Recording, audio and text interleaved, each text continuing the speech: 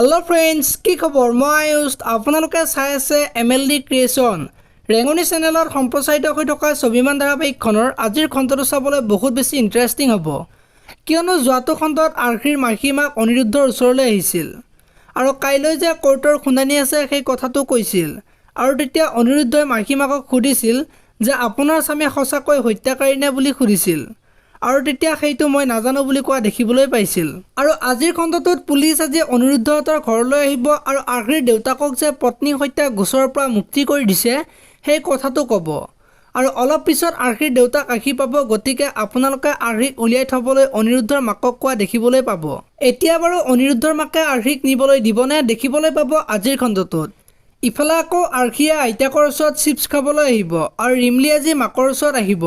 আৰু আৰক্ষীক লৈ গ'লে আৰাধ্যাই যে মনত দুখ পাব সেই কথাটো ৰিমলিয়ে মাকক ক'ব আৰু ইমান মৰম লগা ছোৱালীজনী যদি যাবলগীয়া হয় তেতিয়া অকল আৰাধ্যাই নহয় আমিও বহুত দুখ পাম বুলি মাকে ৰিমলিৰ আগত কোৱা দেখিবলৈ পাব আৰু আজি অনিৰুদ্ধ ডাক্তৰৰ ওচৰত যাব আৰু আৰক্ষীৰ কথাবিলাক ক'ব আৰু আৰক্ষীক নিবলৈ ওলোৱাৰ কাৰণে যে আৰাধ্যাৰ আগৰ বেমাৰটো আৰম্ভ হৈছে সেই কথাটো ডাক্তৰক ক'ব আৰু এই অৱস্থাত যদি আৰক্ষীক লৈ যায় তেতিয়া আৰাধ্যাৰ অৱস্থাটো যে আৰু জটিল হ'ব সেই কথাখিনি ডাক্তৰে অনিৰুদ্ধৰ আগত কোৱা দেখিবলৈ পাব আৰু আৰাধ্যাৰ এই সকলোখিনি কথা অনিৰুদ্ধই পুলিচক ক'ব তেতিয়া বাৰু আৰাধ্যাৰ এই অৱস্থা দেখি আৰক্ষীক নিবনে দেখিবলৈ পাব আজিৰ খণ্ডটোত